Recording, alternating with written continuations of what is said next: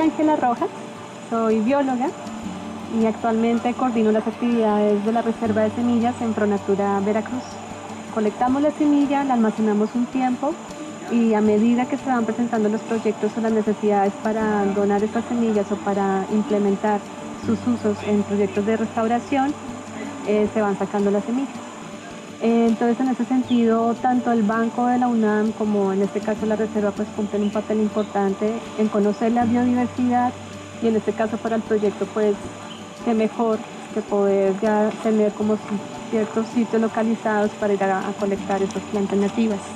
Una vez se hace el acercamiento con las comunidades y se les explica en ciertas parcelas que queremos entrar para colectar ciertas especies porque nos parece que es una muy buena época y porque necesitamos esa semilla. La idea es que posteriormente las personas puedan saber que una vez se traiga la semilla aquí al vivero y se empieza a propagar, ellos puedan contar con plántulas a futuro. Mi nombre es Lucero García, soy la encargada del vivero Bosque de Niebla de Pronatura Veracruz. En el vivero recibimos la semilla una vez que nos las trae el colector. Esta semilla puede venir en diferentes condiciones, con pulpa, que es el fruto propiamente, o puede venir la semilla en algunos casos limpia. Después lo que hacemos es preparar la mezcla que vamos a utilizar para la siembra de la semilla.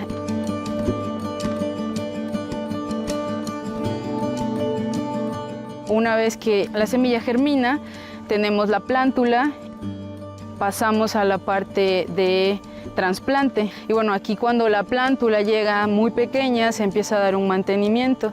Se cuida las plagas, deshiervar, que son cuestiones técnicas que tenemos que hacer para asegurar que la planta se esté desarrollando correctamente. Y bueno, tenemos más de 100 especies en este vivero de biodiversidad, entonces todas tienen un cuidado particular. También nos toca esta parte, ¿no?, de recomendar cómo se puede sembrar, que en este caso qué tipo de beneficio estaría obteniendo, si nos va a dar un fruto, si va a tener una captación de carbono. Y bueno, ahí sería como la parte donde termina el vivero, que sería entregar ya una planta con una talla correcta y un árbol fuerte con un tallo adecuado para que se pueda establecer en el bosque.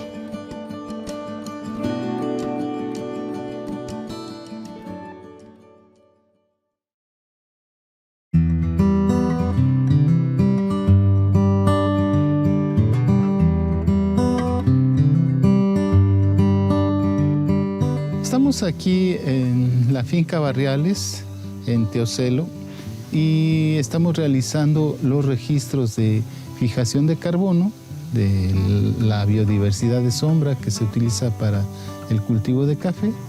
Este equipo detecta, puede medir la concentración de moléculas de CO2 y de agua, y con ello puede calcular la tasa de fijación de CO2, es decir, cuánto CO2 las hojas a través de sus estomas están fijando del ambiente para convertirlo en azúcares.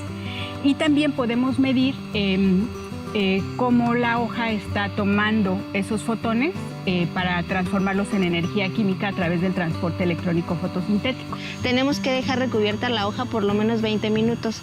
Abrimos la cámara y permitimos el ingreso de la hoja y ahora sí la cerramos. Lo que vamos a hacer es dar un flachazo de 1000 micromoles de luz a la hoja para excitarla y que podamos determinar la fluorescencia mínima, la fluorescencia máxima y el cambio de fluorescencia que nos va a indicar, digamos, la capacidad de la hoja para transformar la energía luminosa en energía química. Estos datos son de gran importancia debido a que podemos confirmar y validar a través de estos datos que las especies priorizadas y seleccionadas efectivamente tienen una capacidad elevada de fijación de carbono. Queremos distinguir entre las distintas variedades de café y quiénes están siendo más eficientes en la captura de CO2, las plantas de café, los árboles, la finca, qué tan eficiente está siendo o cómo está contribuyendo a la captura de CO2. Los resultados que obtengamos aquí nos van a permitir estimar cuáles son los parámetros de crecimiento de los árboles y podemos estimar a lo largo del tiempo cuánto carbono van a fijar al mismo tiempo que producen sombra.